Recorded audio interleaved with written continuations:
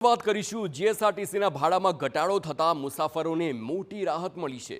જી હા, માર્ગ પરિવહન અને નવા હાઈવેના કારણે જીએસઆરટીસી દ્વારા અમદાવાદ ભાવનગર અને અમદાવાદ સુરત વચ્ચે ચાલતી વોલ્વો બસોના ભાડામાં ઘટાડો કરવામાં આવ્યો છે। નવા હાઈવેના કારણે મુસાફરીનું અંતર તેમજ સમય બંનેમાં ઘટાડો નોંધાતા મુસાફરોને સીધો જ લાભ મળશે।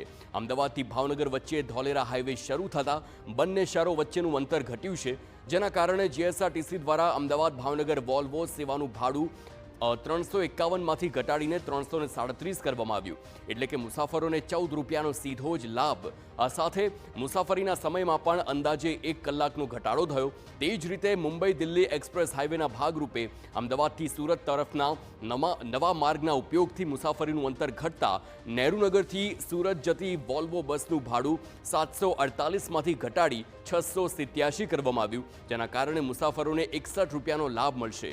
તો નવા એક્સપ્રેસ હાઈવે શરૂ થયા બાદ નહેરુનગરથી સુરત સુધીની મુસાફરીમાં અંદાજે 50 મિનિટનો સમય પણ બચી રહ્યો છે।